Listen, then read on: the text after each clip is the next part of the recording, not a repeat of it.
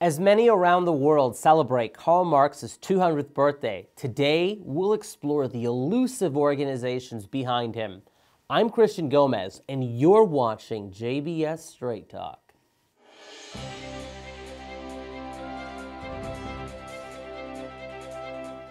Regarded as the ideological father of socialism and communism, Karl Marx was born in Trier, Germany on May 5, 1818. Today, many credit Marx and his associate Friedrich Engels with coming up with the Communist Manifesto, first published in 1848. Although they are named as the authors, did you know they aren't actually the ones behind it or the ideas contained in the publication?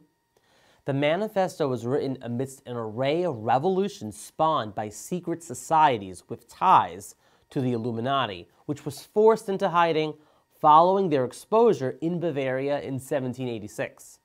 Of the Manifesto, CEO of the John Birch Society, Arthur R. Thompson, points out the following in his book, "To the Victor Go the Myths and Monuments," quote, "In fact, the Communist Manifesto was written to be used during these revolutions to enlist more people into the communist movement.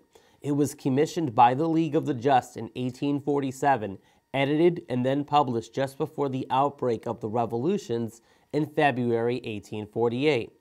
The Manifesto's publication was part of the planning by the League of the Just, another direct descendant of the Illuminati, which fomented the revolutionary period and further demonstrates the falsehood that the revolutions were a spontaneous uprising of the downtrodden."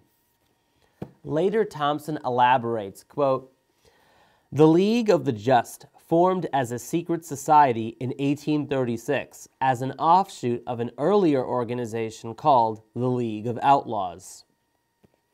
Although both Marx and Engels wrote the Manifesto, they only did so because they were commissioned to do so by the League of the Just in 1847. The League of the Just was led by William Wetling. At the time, both Marx and Engels were initially considered unimportant figures in the movement. In fact, the first editions of the Manifesto were published without Marx and Engels' names. The eventual addition of their names has since served as a diversion to hide communism's ties to the Illuminati.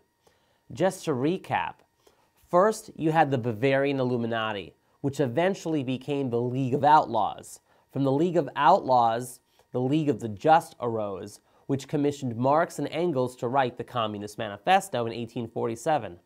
Following the publication of the Manifesto, the League changed its name to the Communist League. The Communist League eventually became the First Internationale. Today, its offshoots exist in various forms, including most notably the Socialist Internationale. The goals of the Illuminati, as Thompson points out in his book, have been the destruction of communism, replacing the nation-state with universal internationalism, the abolition of traditional morality and the family unit, and the confiscation of private property for means of distribution. So what can you do about it? First, it is important that you know and understand your enemy.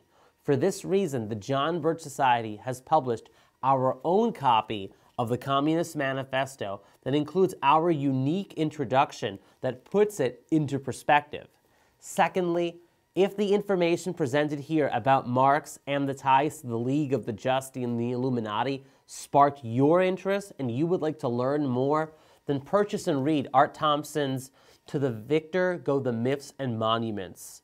You won't find the information contained in this volume anywhere else. So grab a copy today. Links will be in the description section. So until next time, take care always, and God bless.